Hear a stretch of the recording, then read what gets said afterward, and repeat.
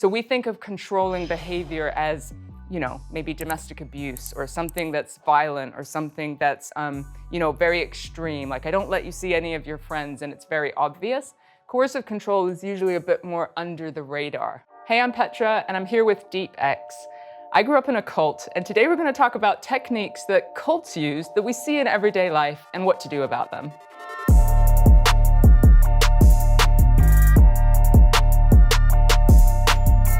DEEPX. I mean, corporate companies are, the big companies, but often they start as small companies. And they start with somebody who has a vision, somebody who wants to create change, someone wants to make money, and people kind of jump along for the journey, right? Because it sounds like a good idea. Maybe they get paid really poorly, but they think they're gonna get a reward later. So that's one of the kind of cult techniques is sacrifice now for the collective, you'll get a reward later. Later on, when you get a layer of middle management, that's when misunderstandings come in. We've got kind of the C-suite and the corporate heads right at the top telling you what to do or what's going to happen, restructures, changing things. Middle managers are the kind of messengers, and this is where things get, lost in translation. We see micromanaging, we see toxic behaviors, we see people saying, well, it's not up to me, the big guys said that's how it has to go. And then finally, when you are struggling, so you're burnt out, you're stressed out, you're overworked, and it's all affecting your physical and mental health, what often happens, which is similar to cults, is they blame you. So they're like, if you were stronger, if you were a better culture fit, you would be able to hack it. What would be a red flag for you if one of your friends talking about their job and they're saying, oh, my boss said this, or the HR person told me this? I mean, the biggest red flag is if somebody's health is affected and yet they have all these reasons for, but I need my paycheck. Eventually it's gonna get better. Once this changes, then I'll be okay. And there's a lot of gaslighting that happens within management groups and senior leaders and even sometimes HR, because they're often there to protect the business. So they'll kind of tell you things like you've got to be on a performance review. These are the things you need to do. Like making you jump through hoops that maybe aren't taking into consideration what's actually going on. So I would kind of ask somebody, it might be fine right now, but in 6 months or a year, like where's your confidence going to be at? Where's your physical or mental health going to be at? And at that point, what's going to happen? So there's this kind of loyalty and trust that goes on, and we should question it. It's when we have this narrative that we are a family, like you don't choose your family, you're stuck with them. The workload is kind of obscene, you're not getting paid well, but you will eventually. It's all based on belief, mission, and probably charisma of like the founder. And you do end up kind of giving up the things that fill you up too often. I'm all for like every once in a while we've got to push ourselves.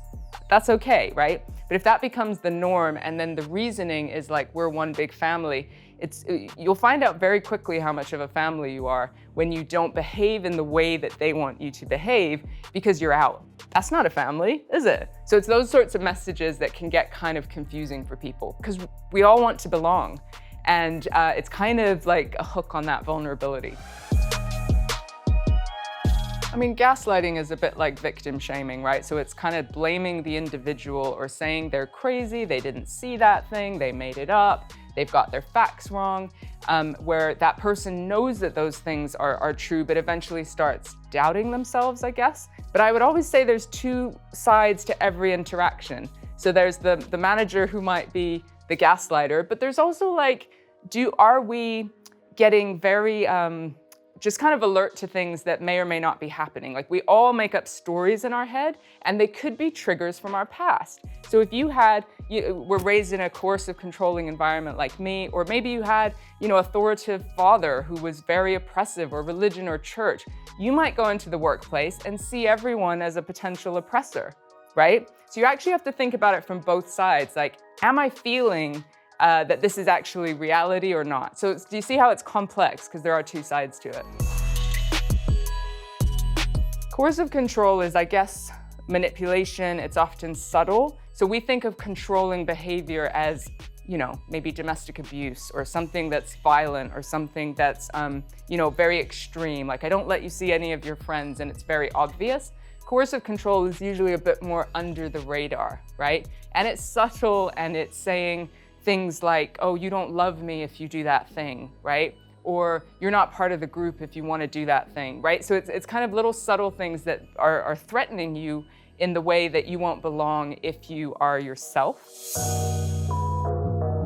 They're often about money or ideas or power, right? People are drawn to something that is charismatic. What we do is we lose our ability to have judgment on the situation. So just because one thing that they said spoke to you and may have been true for you, suddenly we go, everything they say is going to be good and true, and I'm going to follow everything because I liked this one thing they said that maybe helped my life, right? So the art is being able to go into these places, should you wish to, if you're on a path of self-development, and learning to weigh it up.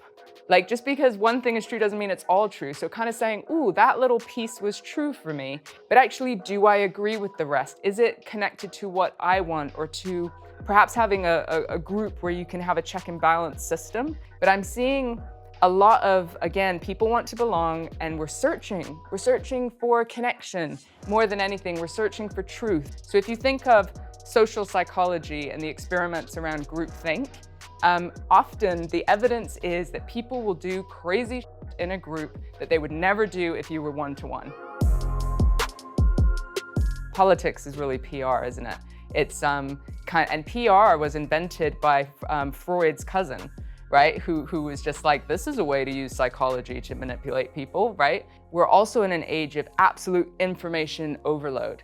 And so for many of us, we'd prefer to just scroll on something inane like cat videos because it's all too much, right? And so it's hard to take a step back and reflect on, what are my beliefs? What do I think, when we're just bombarded with so much information? Do you think we're entering a different stage of politics to do with cults of personality at the moment? Or do you think these things go in waves and it'll change back to something else at some point in the future? Well, I mean, the whole world is about cults of personalities right now. It's about what they call it, personal brand. It's all personal brand. It's how you show up on different platforms and different places. It's how the media kind of cuts things or portrays things. So it's the cult of the personal brand, which means if people don't have a strong identity, especially our really young kids who are growing up having their identity sort of split into different things, it's just confusing.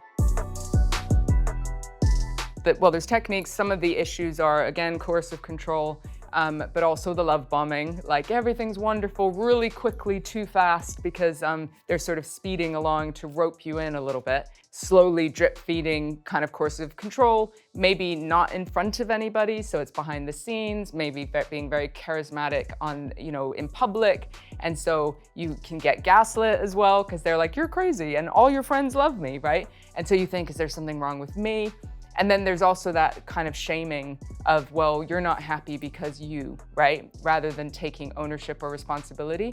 Anything that moves too quickly in an adult relationship, hey, teenagers are gonna do all the things, right? But as an adult, if it moves too quickly, and what I mean by too quickly is date one, I can see our future together. We're gonna be together forever.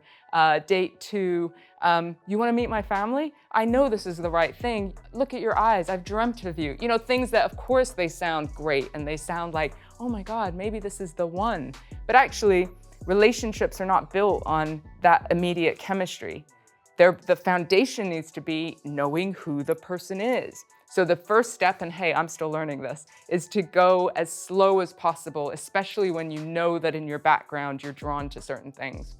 Many, many, many ex-cult members end up going into what we call familiar, which is relationships that are somewhat controlling or unhealthy. And that's the really sad, ongoing cycle that affects people.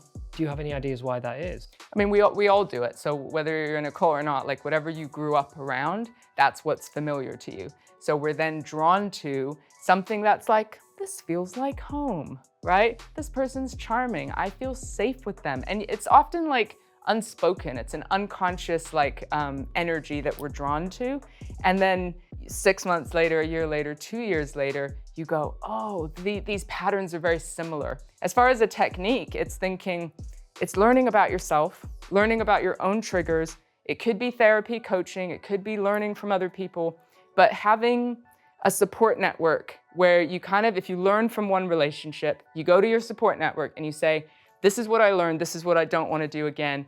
What would be your advice to people who are friends with someone or they have a loved one and they feel like that person is being drawn in the direction of an organisation that they're starting to invest their time, their finances and their sort of emotional well-being into?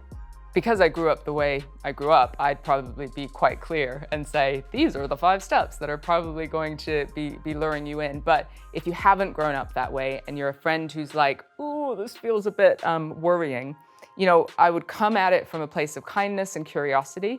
So rather than shaming somebody and saying you're so stupid or stuff like that, it's kind of going, connecting with them as a person who has their back. Unfortunately, a very early mechanism that is used in those environments is to not trust your friends, that they're the enemy, right? Very early on.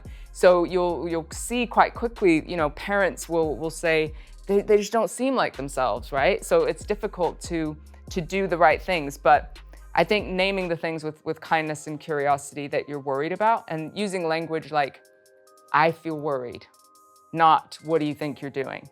Because that just puts up a defense.